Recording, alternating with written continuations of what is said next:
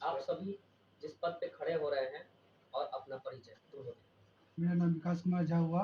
हम SPT officer के लिए खड़े हो रहे हैं। मेरा नाम मनोज कुमार पांडे है। मैंने अभी नामांकन किया है वाइस प्रेसिडेंट के पद के लिए एडवोकेट एसोसिएशन में। मेरा नाम भाग्य नारायण झा हुआ। मैं ज्वाइंट सेक्रेटरी के पोस्ट पर नॉमिनेशन किया। आपके एसोसिएशन का ये चुनाव जो हो रहा है ये 2019 के बाद हो रहा है पहली बार, आपका जी। इस पर क्या कहना है? देखिए, 2019 में चुनाव हुआ एडवोकेट एसोसिएशन का। उसके बाद अचानक जो है ये कोविड पेंडेमिक आ गई, जो कि एक दुर्भाग्यपूर्ण घटना थी पूरे विश्व में। उसके बाद जो है कोविड पेंडेमिक से उबरने में काफ़ी समय लग गया, 3-4 साल का समय लग गया। और अभी भी हम लोग उस से पूरी तरह से उबर नहीं पाए हैं। लेकिन जो है अब ये किया गया कि इस चुनाव को ज़्यादा पोस्टपोन नहीं किया जा सकता है। तो बार काउंसिल ऑफ इंडिया के बिहाफ में भी एक गाइडलाइंस जारी करके जो कितने है साल का होता है ये चुनाव बेसिकली 2 साल पे होता है। 2 साल का टर्म होता है ऑफिस बियरर्स का। तो काफी अच्छे से लेट हो गया, 4 साल हो गया। हाँ, चूँकि वो कोविड पेंडेमिक आ गया इस बीच में, जिससे कि पूरा विश्व त्रस्त था, पूरी संस्थाएँ जो है वो ऑलमोस्ट पैरालाइज़्ड हो गई थी। तो ये एक्सेप्शन तो था नहीं एडवोकेट एसोसिएशन, तो इसे भी स्थगित करना पड़ा चुनाव को, जब तक कि नॉर्मलसी नहीं रिटर्न हो जाती है। अब धीरे-धीरे नॉर्मलसी आ गई है ऑलमोस्ट। तो जो है अब ये चुनाव कराया जा रहा है। सर, कोविड में जितने भी लॉयर थे तो उनकी तो सैलरी नहीं थी, जी। तो इस पर आपका क्या कहना है एसोसिएशन पे कि इस पे क्या सुधार होगा? देखिए, एडवोकेट्स के साथ तो जो यंग एडवोकेट्स हैं, जो अभी प्रोफ़ेशन में नया जॉइन किए थे, कोविड के कारण, पैंडेमिक के कारण जो है कोर्ट कुछ दिनों तक तो बिल्कुल बंद रहा, कुछ महीनों तक बंद रहा। उसके बाद वर्चुअल मोड में कोर्ट को चलाने की व्यवस्था की गई। वर्चुअल मोड में कोर्ट तो चला, लेकिन एक ये नई व्यवस्था थी, ये पहली बार ऐसा वर्चुअल मोड में जो है हिंदुस्तान की कोर्टें चल रही थी। तो इसमें भी जो है वर्चुअल मोड को पूरी तरह से सुचारित रूप से चलाने में जो है वक्त लगा, जिसमें जो नए एडवोकेट्स जो इनरोल्ड होके आए थे और जो इकोनॉमिकली बहुत वायबल फैमिली से नहीं आए थे, उनको तो ऑब्वियसली बहुत कठिनाइयों का सामना करना पड़ा। चूँकि कोई वेतन तो फिक्स नहीं था, वो केस फीस और ये पे डिपेंडेंट थे। तो यंग एडवोकेट्स को काफ़ी सर, 4 साल बाद फिर से इलेक्शन होने वाला है, तो सर आप किस तरीके से देख रहे हैं इस इलेक्शन को? 4 साल पहले हुआ था और अब कोविड के बाद हो रहा है, थोड़ा बताएं। देखिए, 4 साल पहले इलेक्शन हुआ था और सारे लोग चुने गए हुए थे। उसमें बहुत सारी खामियाँ थी और मैं पहली बार ये इलेक्शन कंटेस्ट कर रहा हूँ। मैं उस खामियाँ को चाहता हूँ कि अगर मैं चुना गया तो उस खामियाँ को दूर करने का मैं कौन सी प्रयास करूँ। खामियां थी, आप मुझे सबसे पहले खामियाँ ये थी कि सीटिंग अरेंजमेंट का लड़ाई हम लोग बहुत पहले से लड़ रहे हैं। सारे भवन बनने के बावजूद भी ताला आज लगा हुआ है। एडवोकेट जो नए एडवोकेट हैं उनको बैठने के लिए सीटिंग अरेंजमेंट का आज भी व्यवस्था नहीं किया गया है।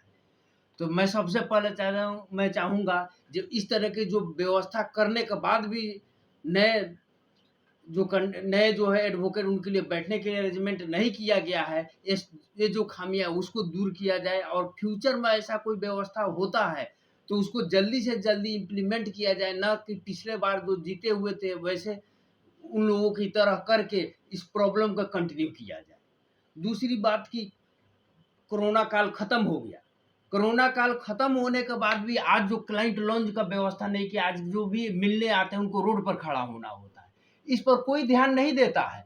मैं अगर जीतूँगा तो मैं चाहूँगा कि ऐसी व्यवस्था हो जाए ताकि क्लाइंट भी जो आएँ उनको प्रॉपर बैठने की जगह मिल जाए। हम बैठ के उनसे अपना संवाद कर सकें, उनको भी चूँकि वो भी मानव हैं, उनको रोड पर खड़ा करके पशुवत व्यवहार हम लोग नहीं कर सकते हैं।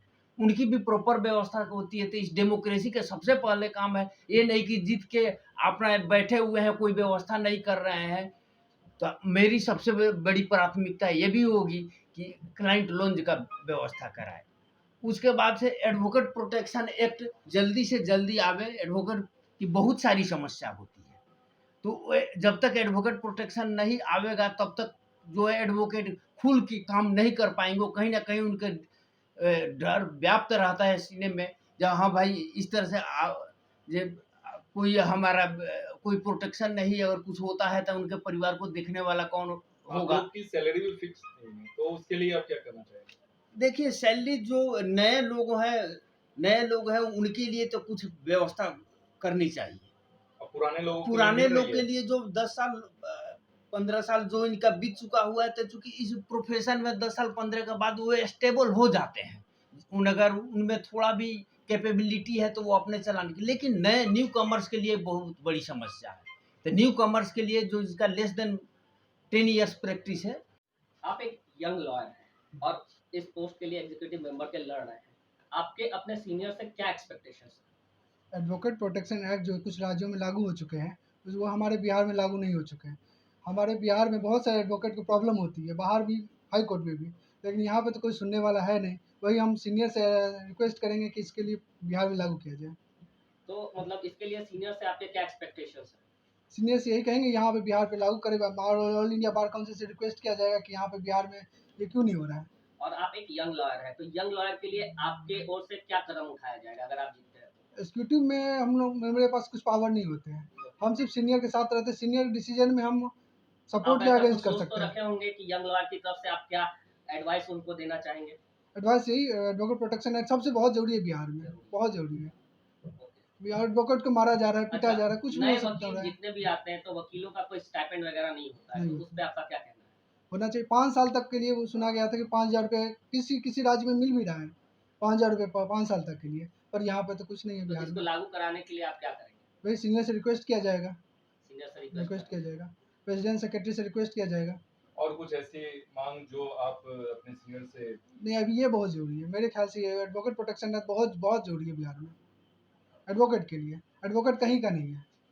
एडवोकेट जो होते हैं, हम लोग करते हैं यहाँ पे प्रैक्टिस करे, घर जाते हैं या घर में कुछ इशू कोई होता है, प्रोटेक्शन नहीं है? कोई प्रोटेक्शन है, कुछ नहीं है। क्लाइंट आते हैं, कुछ कह के चल जाते हैं, क्लाइंट इधर चले जाते हैं, मतलब कुछ नहीं फील्ड में। अच्छा, यंग लॉयर्स जितने भी आते हैं तो अधिकतर क्या होता है कि उनका समय जो है सिर्फ बीतता तो है सीनियर के साथ, लेकिन प्रैक्टिस अच्छे से नहीं हो पाती है, तो उसके क्या कहना है उस पर आपका? उसमें डेडिकेशन से सीनियर के साथ रहना पड़ता है। वो सीरियसली टाइम देंगे, 10 से 4 जो भी होता है, फिर ऑफिस जाएंगे तो ही सीख पाएंगे। वो हवा में चलेंगे, शॉर्टकट नहीं अपनाएंगे तो कभी नहीं हो सकता यंग इसके लिए। लॉयर्स के लिए कोई व्यवस्था जल्दी दी नहीं जाती है कोर्स में सीटिंग, बैठने की हाँ, हो या हाँ, व्यवस्था हो जिससे उनका भी ऑनर सम्मान बढ़ सके, सम्मान बढ़ सके। इस पे क्या कहना है? वही सीट की कमी है यहाँ पे, सीट की कमी वो दूर करना चाहिए। यहाँ बहुत सारे बिल्डिंग बन रहे हैं तो जो ऑलरेडी पिछले हैं उसी को 2-2 सीट अलॉट, 3-3 सीट अलॉट हो जा रहा है, लेकिन ये सिंगल के लिए हो नहीं रहा है।